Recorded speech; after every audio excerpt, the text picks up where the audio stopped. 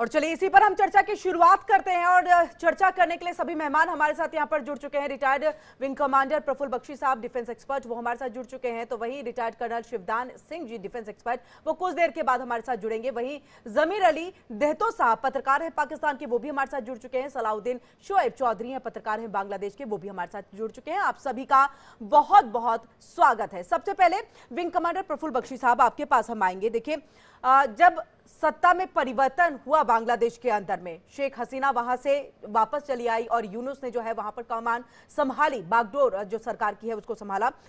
ऐसे में ये आशंका जताई जा रही थी कि देखिए, भारत के साथ अगर रिश्ते बांग्लादेश के खराब हो रहे हैं तो कहीं ना कहीं इसका फायदा उठाने की कोशिश चीन और पाकिस्तान जरूर करेगा। और ऐसे में बहुत सारी तस्वीरें अब तक निकल करके सामने आई है, जिसमें पाकिस्तान की तरफ से जो उनके आर्मी के चीफ है वो जाते हैं मुलाकात करने के लिए बांग्लादेश के आर्मी चीफ से, और वहीं पर देखिए चाइना का भी एक डेलीगेशन जो है वो मुलाकात करने के लिए आता है और रिश्तों को मजबूती देने की कोशिश यहां पर की जाती है।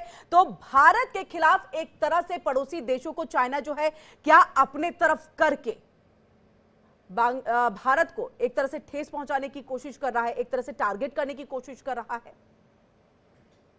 जी, thank you very much for having me on a program. मैं आपको ये बता दूं जी सर कि अगर हमको ये बात अभी भी ना समझ आए तो हम कुछ भी नहीं समझते।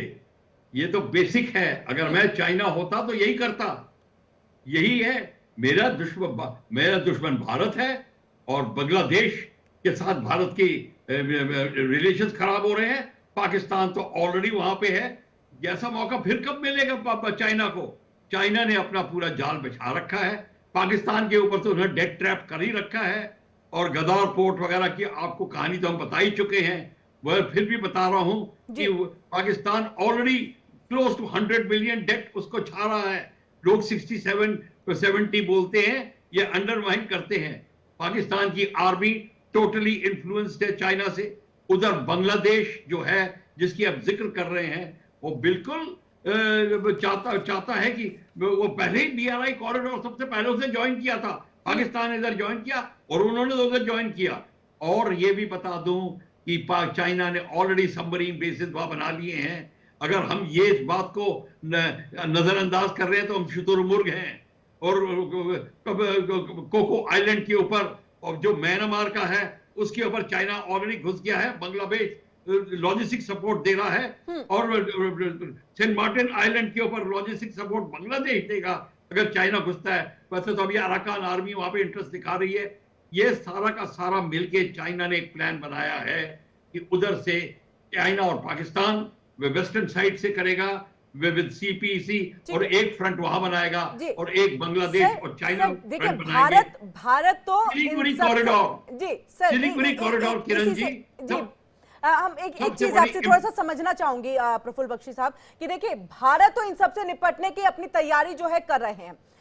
इसी के साथ आपसे ये भी, क्योंकि देखिए अभी पाकिस्तान की स्थिति क्या है, कर्ज दे करके पूरी तरह से चाइना ने अपने पाले में कर लिया है पाकिस्तान को। वही जो है बांग्लादेश के साथ हो रहा है। तो डेप्थ ट्रैप की जो आप बात कर रहे थे, तो इस बात को बांग्लादेश क्यों नहीं समझ रही है? बांग्लादेश को समझना चाहिए ना कि वो कहीं ना कहीं फंस रहे हैं जाल में चीन के। किरण जी, आप बिल्कुल ठीक कह रही हैं, पर जब इतनी भुखमरी होती है और गरीबी होती है और आप असहाय होते हैं तो तभी तो डेट चढ़ता है। ये तो दुनिया का दस्तूर है। इसको आप बदल थोड़ी सकते हैं कि जो कर्जा चढ़ा है उनके ऊपर कर्जा चढ़ेगा। और हाँ, उन्होंने उनको खुश करने के लिए उसके अवधि भी 10 साल से 30 साल कर दिया है, इंटरेस्ट 1% डाउन कर दिया है। तो वो बांग्लादेश भी अभी खुश है। और बांग्लादेश क्यों नहीं हो? क्योंकि बांग्लादेश को भारत से डर है, वो डरता है। हालांकि हम उसके ऊपर कुछ, हमने तो उसको पैदा किया है, पर क्वेश्चन ये है कि इस्लामिक जो संगठन है वहां का, वो ये सही और गलत नहीं समझते। उनको तो ये चाहिए कि किसी तरीके से हम जो है हिंदू के ऊपर अब आधिपत्य जमाए। वहां पे अत्याचार चल रहा है और उधर शेख हसीना भारत में आ गई है, ये मौका मिल गया उनको। अमेरिका ने ऐसा सिचुएशन क्रिएट की है कि रेडीमेड आर्मी रूल अब वहां बन जाएगा एब्सोल्युटली। और दैट इज व्हाई पाकिस्तान के ISI चीफ, ISPR, सारे के सारे वहां पे दौरे लग रहे हैं। ये चाइना का डेलीगेशन का दौरा लग रहा है। तो ऑल इन वन मैं आपको बता दूं और वैसे भी चाइना ने बांग्लादेश को कब से आर्म सप्लाई किया हुआ है। ये MiG-21 जो हम फ्लाई करते थे, मैंने फ्लाई किया है, बता रहा हूं। चाइना ने उसको क्या कहते हैं, वो रिवर्स इंजीनियर करके F7 बना के पाकिस्तान को दिया, बांग्लादेश को दिया, श्रीलंका को दिया। तो सब लोग बड़े खुश हैं। हम कह रहे थे फ्लाइंग कॉफिन है, वो बड़े खुश है, क्योंकि चाइना की जो टेक्नोलॉजी है वो आप मान के चलिए बहुत एडवांस कर गई है। इस समय अमेरिका के दांत खट्टे हो रहे हैं, सवाल तो दुनिया ये के खड़ा हो दांत रहा है ना खट्टे कि हो रहे हैं। आप अपनी आवाम, अपनी जनता को जो है 2 वक्त की रोटी नहीं दे पा रहे हैं, वहां पर इस आर्म्स को लेकर के आप क्या कर लेंगे? हमेशा युद्ध लड़ना ही तो एक देश का काम नहीं है ना। अपनी जनता को भी इस लेवल पे लेके जाना, उनकी आर्थिक संकट को दूर करना भी तो एक देश का और वहां की सरकार का काम है। बिल्कुल है, आप बिल्कुल ठीक कहते हैं जी। ये उनकी ड्यूटी है। पर जब डेट चढ़ जाता है और चाइना कह रहा है कि मेरे आर्म्स खरीदो, अब चाइना उनको, पाकिस्तान को अमेरिका, यही तो थी, अगर आप आर्म्स नहीं बना रहे, वो F-16 की सारी स्टोरी यही थी कि अब लोग कहते हैं डबल खाने को पैसा नहीं है, रोटी नहीं है, और वहां पे वेपन्स लिए जा रहे हैं। आर्मामेंट इंडस्ट्री ही तो पूरी फॉरेन पॉलिसीज कंट्रीज की चला रही है, अमेरिका की खासकर। तो अमेरिका तो चाहेगा और चाइना चाहेगा कि हमारे आर्मामेंट बिके, उनको किसी की परवाह नहीं है। परवाह नहीं है, बिल्कुल चाइना को किसी की परवाह नहीं है। ये तो हम उसकी हिस्ट्री अगर देख ले श्रीलंका और नेपाल को लेकर के, तो उससे समझ में चीजें आ जाती हैं कि आखिरकार किस तरह का चक्रव्यूह जो है वो चीन लेकर के चल रहा है बाकी देशों के लिए। हमारे साथ रिटायर्ड कर्नल शिवदान जी भी जुड़ चुके हैं, बहुत बहुत स्वागत है सर आपका। लेकिन उससे पहले जमीर अली देहतो साहब, आपका हम यहाँ पर रुक करेंगे। सर देखिए, पाकिस्तान कि अभी फिलहाल बांग्लादेश के साथ एक अच्छी दोस्ती है, जैसा मैंने पहले ही बताया कि वहां के आर्मी चीफ जाकर के बांग्लादेश के आर्मी चीफ से मुलाकात करते हैं और वहां पर तो अब कुछ दिन के बाद जाकर के ट्रेनिंग भी देने वाले हैं। तो ऐसी स्थिति में बहुत अच्छे से आप समझ रहे होंगे कि चाइना किस तरह का खेल कर रहा है। क्या पाकिस्तान को जिस तरह से कंगाल करके, निश्ते नाबूद कर करके चीन ने रख दिया है, कर्ज में पूरी तरह से डुबो करके रख दिया है, क्या बांग्लादेश की भी स्थिति ऐसी ही होने जा रही है?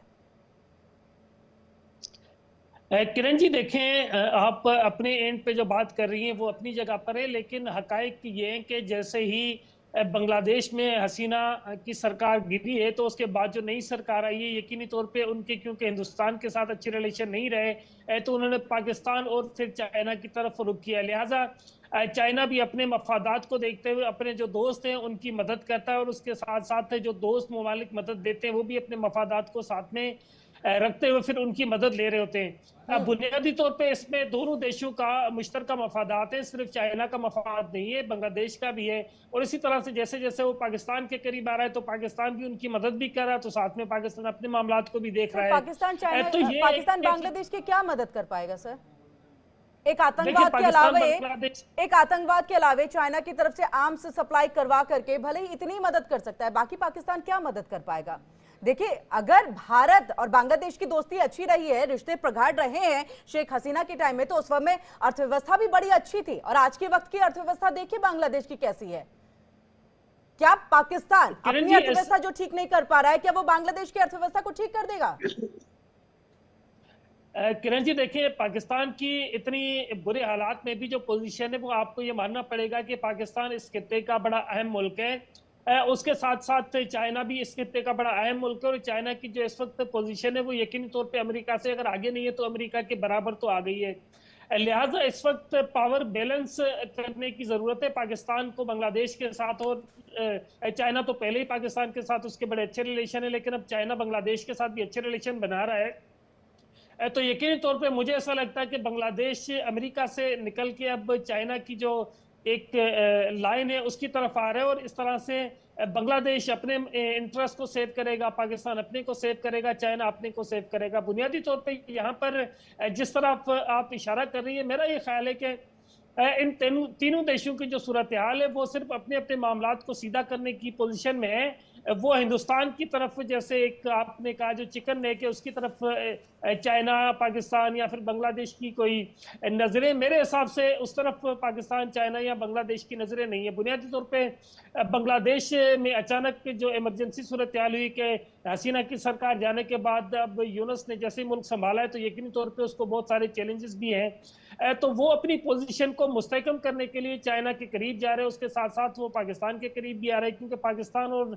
बांग्लादेश के दरमियान एक जो अफसोसनाक सानिया हुआ था जिसको हम सानिया ढाका के नाम से जानते हैं, उसके बाद एक रिलेशन में बड़ा एक सर्द एक किस्म का ताल्लुक रहा है, लेकिन अब वो आहिस्ता आहिस्ता बेहतरी की जानिब जा रहे हैं। प्रॉब्लम ये है कि इस खित्ते के जो ममालिक हैं उसमें जिस तरफ उनको जाना चाहिए उस तरफ वो नहीं जा रहे आपस में। बहरहाल अभी तक उनके रिश्ते उस तरह से अच्छे नहीं हुए जिस तरह से होने चाहिए थे। मैं तो हमेशा से ये कहता रहता हूँ, प्रफुल्ल बख्शी भी अक्सर मेरे साथ होते तो उनको पता है मेरे मिजाज का, कि मैं तो कहता हूँ कि हिंदुस्तान और पाकिस्तान को भी अपने रिश्ते बेहतर करने के लिए एक दूसरे के साथ जो मामलात है उसमें बेहतरी लानी चाहिए, ताकि इस खित्ते नहीं की तो सर अपनी आतंकवाद अलग से बंद कर दीजिए ना, बातचीत शुरू हो जाएगी। नहीं वो आपको टेररिस्टों ऐसा को लगता है पनाह देना छोड़ दीजिए। पाकिस्तान टेररिस्टों को बिल्कुल पनाह नहीं दे रहा। पाकिस्तान टेररिस्टों के खिलाफ बड़ी शदीद तरीके से ऑपरेशंस कर रहा है, लेकिन प्रॉब्लम ये कि जिस तरह जो असला की सप्लाई करने वाली सर जो आपने फैक्ट्रीज कहा हैं आतंकवाद को अब पनाह नहीं देता, आप बताएंगे अब तक किस किस को गिरफ्तार किया गया है, किस किस को पकड़ा गया है, या ये छोड़िए किस किस को मार दिया गया है? आर्मी तो आपके यहाँ की बहुत एक्टिव है ना, उनको तो परमिशन की जरूरत नहीं पड़ती है। देखिए पाकिस्तान में लश्कर तैयबा या जैशे मोहम्मद जैसी जो सर आईएसआईएस में अभी भर्ती हुई है, अभी हाल फिलहाल जो है रिपोर्ट के जरिए पता चला है कि आईएसआईएस में आपके यहाँ पर भर्तियां हो रही हैं। नहीं, आईएसआईएस में पाकिस्तान में बिल्कुल भर्तियां नहीं हो रही। प्रॉब्लम यह है कि पाकिस्तान की जानिब से इस वक्त जो इस्लामिक नाम पे जो जिहाद था उसको कुचलने के लिए पूरी ताकत से आर्मी ने ऑपरेशन किए और इसमें मजीद भी आगे ऑपरेशन जारी है। मेरा ये ख्याल है कि अब पाकिस्तान में माफ कीजिएगा, इस तरह की किसी भी सोच को पनपने की कोई गुंजाइश नहीं है, ना ही आगे इजाजत दी जाएगी। प्रॉब्लम यह है कि आप भी हकायक को समझें और जो मौजूदा सूरत हाल है, जो तब्दील होती हुई वर्ल्ड है, उसको समझें। इस वक्त सूरत हाल वो है नहीं कि दोनों देश एक दूसरे के खिलाफ लड़ाई करें या एक दूसरे के खिलाफ कोई कॉन्स्पिरेसी थ्योरीज के ऊपर चले। इस वक्त ये कि मेरा ये ख्याल है कि दोनों देशों को फौरी तौर पे तो बातचीत का आगाज करना चाहिए और उसमें बातचीत के दौरान जो शिकवे शिकायत हैं उसको मद्देनजर रखते हुए भारत सिर्फ एक ही शर्त पे जो है पाकिस्तान से बातचीत कर सकता है, और प्रफुल्ल बख्शी साहब जो है बखूबी इस बात को समझा भी सकते हैं कि सिर्फ एक ही शर्त पे ये बातचीत हो सकती है, रिश्ते मधुर हो सकते हैं, अच्छे हो सकते हैं, और वो है जब आप टेररिज्म को ना कहेंगे, अपनी सरजमीन नहीं देंगे, वहां पर पनाह नहीं देंगे, ट्रेनिंग नहीं देंगे। लेकिन अभी हाल फिलहाल मुझे लग रहा है हफ्ते दो हफ्ते पहले की बात है जो रिपोर्ट सामने आई है, और वो भी तालिबान की तरफ से ये उन्होंने ये रिपोर्ट जारी की है कि आईएसआईएस में भर्तियां चल रही हैं, क्योंकि फिलहाल तालिबान और पाकिस्तान के बीच में युद्ध है। इस बात को आपने भी स्वीकारा था एक प्रोग्राम के जरिए। देखिए पाकिस्तान और तालिबान के दरमियान यकीनी तौर पे जंग चल रही है, और इस वक्त पाकिस्तान में तहरीक तालिबान के खिलाफ जितनी तेजी से जो ऑपरेशंस किए जा रहे हैं, इतने ऑपरेशंस पहले कभी नहीं किए गए, जिनको हम आईबीओज ऑपरेशंस कहते हैं, जो इंटेलिजेंस बेस्ड ऑपरेशंस होते हैं। तो इस वक्त पाकिस्तान दहशतगर्दी के खिलाफ शदीद तौर पे ऑपरेशंस कर रहा है, और उसके साथ साथ जो दहशतगर्दाना सोच के हवाले से जिन लोगों के ऊपर भी उनको शक है तो उनके खिलाफ ना सिर्फ ऑपरेशंस किए जा रहे हैं, बल्कि आप देखें कि पाकिस्तान में लश्कर तैयबा और दीगर जैश ए मोहम्मद की जो उनके सरबराहान थे वो सारे के सारे जेल में हैं। आप इस बात को माने कि पहले इस तरह की पाकिस्तान में पोजीशन नहीं थी, लेकिन अब पाकिस्तान ने उनको जेल में डाला है, या जो तहरीक तालिबान पाकिस्तान है उसके खिलाफ ना सिर्फ ऑपरेशंस कर रहा है, लेकिन बार बार ठीक है, वो तो सर आपके गले की फांस बन गई, तो आपकी तरफ से अब ऑपरेशन होने लगा है कि जब तक आतंकवाद को नहीं खत्म कर देंगे। फांस बनने के बाद आपको एहसास हुआ है कि गुड टेररिज्म बैड टेररिज्म कुछ नहीं होता, टेररिज्म है जो हर किसी के लिए जो है खतरनाक है। प्रफुल्ल बख्शी साहब जी, हम हमेशा से ये कहते हैं कि दहशतगर्दी सिर्फ दहशतगर्दी, उसका ना कोई दीन है, ना मजहब है, ना कोई कौमियत है।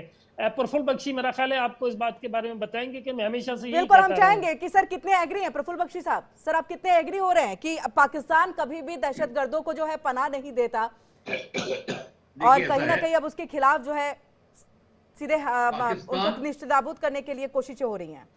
देखिए पाकिस्तान के जो आर्मी है उसका स्टैंड डिफरेंट है, और हमारे जो प्रवक्ता आए हैं पाकिस्तान से दातो साहब, वो बिल्कुल उनका सोच डिफरेंट है। ये पाकिस्तान की आर्मी कैंप चला रही है, वो टेररिस्ट को ट्रेन कर रही है, बट पाकिस्तान की गवर्नमेंट एग्री नहीं करती कई जगह।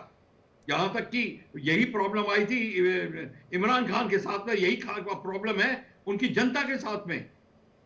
ये जो जामिर साहब कह रहे हैं, ये जनता की आवाज कर रहे हैं, उसकी बात कर रहे हैं, पर ये फैक्ट है कि पाकिस्तान की आर्मी इस समय वो नॉट ओनली उनको आर्म्स ट्रेनिंग दे रही है, उनको आर्म सप्लाई दे रही है, मोटिवेशनल ट्रेनिंग दे रही है, खासकर कश्मीर में, तो ये है पक्का। पर पाकिस्तान पाकिस्तान के जो पब्लिक है बहुत सीरियसली इस चीज के खिलाफ है और पाकिस्तान के गवर्नमेंट के कई ऑफिशियल्स इस पॉलिसी के खिलाफ हैं। तो अब पाकिस्तान में भी दो डिविजन बनी हुई हैं। तो ये मैं इस बात को एब्सोल्युटली क्लियर मैं बता दूं कि टेररिज्म का फायदा पाकिस्तान उठा रहा है और अभी भी उठाएगा, क्योंकि पाकिस्तान को ये प्रॉक्सी वॉर करनी है, वो डायरेक्ट कन्फ्रंटेशन नहीं करना चाहता इंडिया के साथ में, और उसके ऑब्वियसली उसके रीजंस हैं, तो इसलिए नहीं करेगा वो। और मैं बताऊं, अगर मेरा काम चल जाता है इस तरीके से और मेरी पॉलिसी है तो मैं वो फॉलो करूंगा।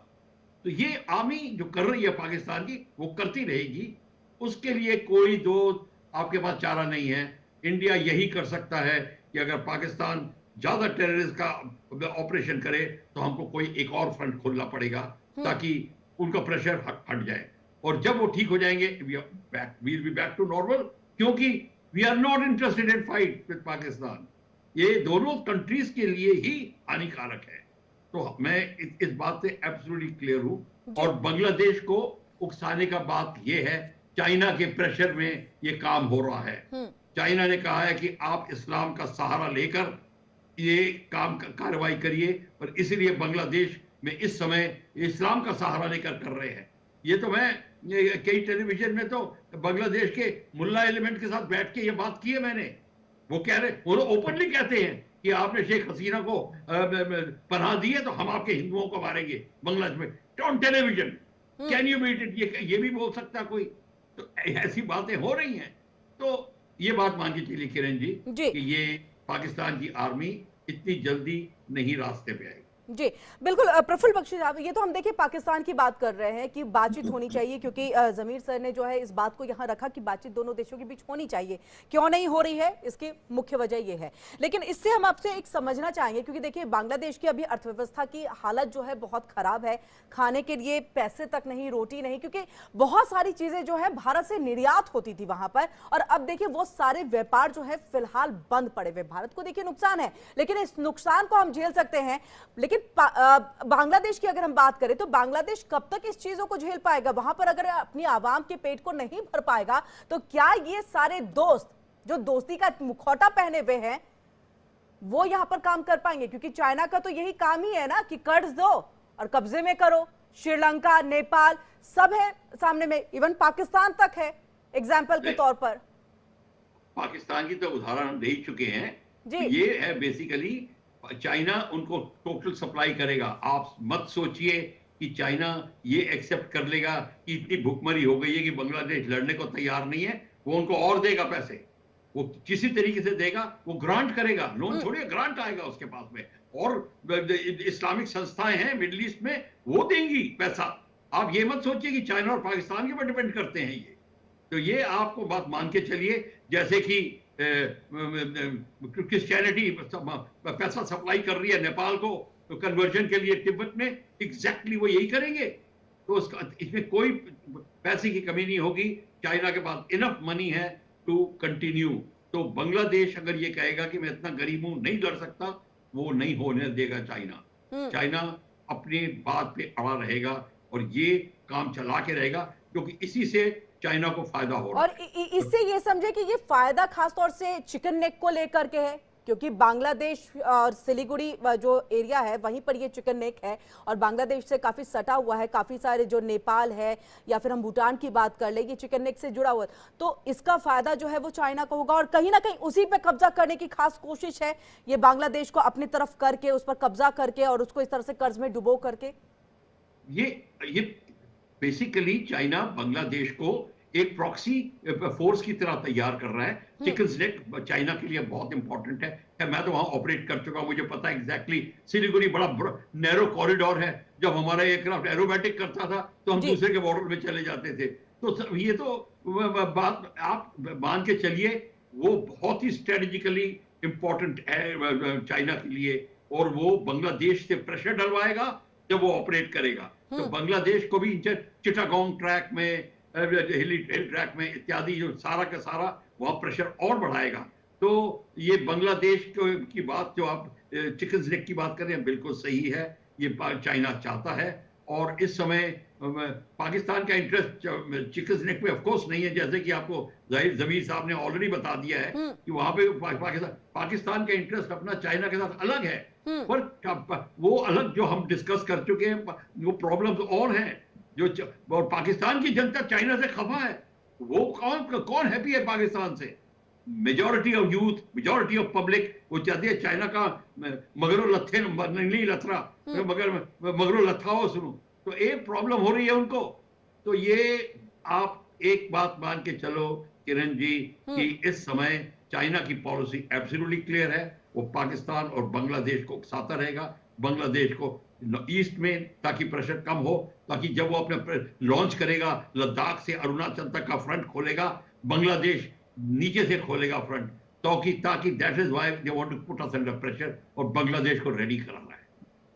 जी जमीर अली दहतो साहब, आपके पास देखिए इस बात को, क्योंकि वो चाइना की पॉलिसी हर कोई जानता है, तकरीबन सिर्फ पाकिस्तान, श्रीलंका, नेपाल, ये तो हम उन देशों की बात करें जो भारत से कनेक्टेड है, यानी कि उनके नेबर हैं, या फिर हम बांग्लादेश की भी जो बात करें, लेकिन तकरीबन 150 देश हैं जिनको कर्ज दे चुका है चाइना। और कहीं ना कहीं जितने भी अफ्रीकी देश भी हैं जहां पर खाने के लाले पड़े हुए हैं, जहां पर फंड की, पैसे की कमी है, उन सबको कर्ज दे करके अपने इसमें चक्रव्यूह में फंसाना चाहता है। इस बात को पाकिस्तान की सरकार, वहां के हुक्मरान, वहां की आर्मी क्यों नहीं समझ पा रही है? क्योंकि देखिए आपके खुद के स्थानीय लोग, आपके वहां के आवाम जो है वो चाइना से खुश नहीं है। क्योंकि ग्वादर को ही देख लीजिए तो एक तरह से जेल बना दिया गया है, वहां की जनता जो है फ्री होकर के घूम नहीं सकती है। तो ऐसे चाइना को अपने दोस्त बोल करके क्या फायदा होगा अगर आपकी ही आवाम नाराज है तो? किरण जी देखें, जैसे मैंने पहले कहा कि हर देश अपने अपने मफाद को रखते हुए आगे पॉलिसीज बना रहा है। बुनियादी तौर पे चाइना ने जितने भी देशों को कर्ज दिया है, यकीनी तौर पे वहां पर चाइना ने अपना इन्फ्लुएंस बढ़ाने के लिए, वहां पर अपनी तिजारत बढ़ाने के लिए, वहां पर अपना असर रसूख बढ़ाने के लिए ये सारा किया है। इन्होंने उन देशों की मदद करने के लिए उनको कर्ज नहीं दिया, ना ही कोई देश इस तरह किसी की मदद करने के लिए किसी को कर्ज देता है। प्रॉब्लम ये है कि देखिए हर देश जिस तरह पाकिस्तान है, श्रीलंका को दिया है सर। देखिए श्रीलंका को अगर भारत ने कर्ज दिया तो यकीनी तौर पे भारत ने अपने वहां पे मामलात को सेटल किया है। भारत की अपनी पॉलिसीज है, भारत ने अपनी पॉलिसीज को देखते हुए कर्ज दिया है। भारत ऐसे पॉलिसीज तो हमारी यही है कि रिश्ते बेहतर हो नेबर के साथ, और हम यही चाहते हैं, बांग्लादेश के साथ भी हम यही चाहते हैं। किरण जी हम भी यही चाहते हैं कि हम कहते हैं कि बांग्लादेश के साथ भी, हिंदुस्तान के साथ भी और चाइना के साथ भी हमारे जो एक तो रिश्ते बेहतर हो, दूसरी बात है कि हमारे दरमियान जो एक कारोबार या जो एक बिजनेस ट्रेड चलती होती थी, जो लाहौर और इंडिया के दरमियान चलती थी, या फिर दीगर जो बॉर्डर से सब्जी और दीगर मामलात की आमद और रफ्त थी जो कि अब बंद हो गई, अब बदकिस्मती से ये सारी खुले।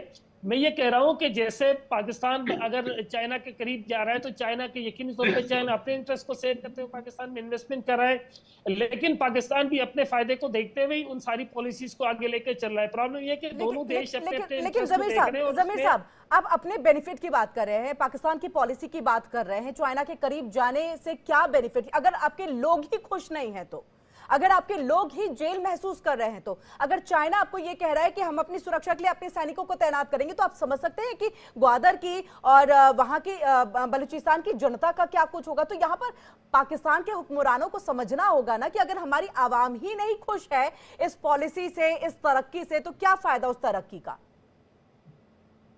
देखिए मैं समझता हूँ कि ऐसा नहीं। प्रॉब्लम ये कि जो सीपेक का मंसूबा है जिसके ऊपर इतनी सारी इन्वेस्टमेंट की गई और उसके बाद फिर जो चाइना ने पाकिस्तान में तकरीबन $100 बिलियन के करीब इन्वेस्टमेंट की है या फिर मजीद इन्वेस्टमेंट कर रहा है, तो पाकिस्तान ने यकीनी तौर पर ये जो रूट चाइना के साथ मिलकर बनाया है तो इसमें बहुत ही ज्यादा चीजें सोच समझ के बनाया है। इसी वजह से पाकिस्तान की जो सरकार है वो ये कहती है कि पाकिस्तान का जो फ्यूचर है वो सीपेक से मुंसलिक है।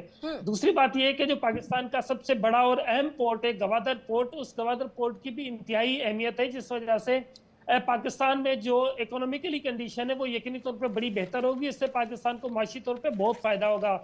प्रॉब्लम ये है कि यहाँ पर क्योंकि जैसे ही चाइना और पाकिस्तान की जानिब से सीपेक का मंसूबा बनाया गया, वहां पर फिर बलूचिस्तान में हालात खराब हुए। अब बलूचिस्तान के जो लोग हैं उनके यकीनी तौर पे अपने कुछ मसाइल हैं और उनके कुछ जो मुतालबात है वो जायज भी है, इसमें कोई शक नहीं कि बलूचिस्तान उसको दूर करना किसका काम है सर? वो देखिए दूर करना किसका काम है सर?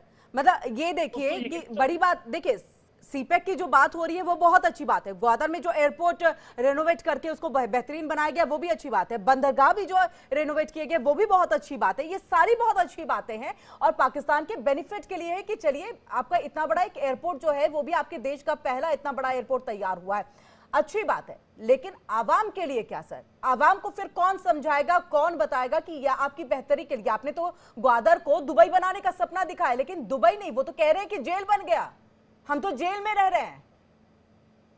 देखिए गवादर में जो मसाइल हैं यकीनी तौर पे उनको कुछ से मसाइल को एड्रेस किया गया और मजीद मसाइल को एड्रेस करने की ज़रूरत है। ये गवर्नमेंट ऑफ पाकिस्तान की जिम्मेदारी है कि जो बलूचिस्तान के हमारे भाई हैं उनके मसाइल को समझे और फिर उनको हल करने के लिए वहां पर संजीदगी से इकदाम करे। प्रॉब्लम ये है कि यहाँ पर एक तो अवामी मसाइल है, एक कुछ ऐसे लोग हैं जो कि अवामी मसाइल की आड़ लेकर फिर दहशतगर्दी की तरफ चले जाते हैं। जैसे आपने देखा कि पाकिस्तान में मुख्तलिफ मकामात पर जो चाइनीज डेलीगेशंस थे उन पे हमले किए गए। यकीनी तौर पे हमला या इस तरह की जो आर्म्स जो मुसल्लह जद्दोजहद है ये पूरी तरह से दहशतगर्दी के ज़मीरे में आती है और किसी भी देश को किसी भी जगह पर या किसी भी सूरत में मुसल्लह जद्दोजहद को कभी भी सपोर्ट नहीं करना चाहिए। देखिए मैं हमेशा खुलकर बात करता हूँ हिंदुस्तान के और पाकिस्तान के रिश्तों के ऊपर, लेकिन मैंने भी कभी मुसल्लह जद्दोजहद को कभी भी सपोर्ट नहीं की, क्योंकि मुसल्लह जद्दोजहद कोई अच्छा काम है। प्रॉब्लम यह कि आप अपने हकूक के लिए आईनी और कानूनी रास्ता इख्तियार करते हो और बलूचिस्तान के अवाम को वही कानूनी और आईनी रास्ता इख्तियार करना चाहिए। देखिए पहले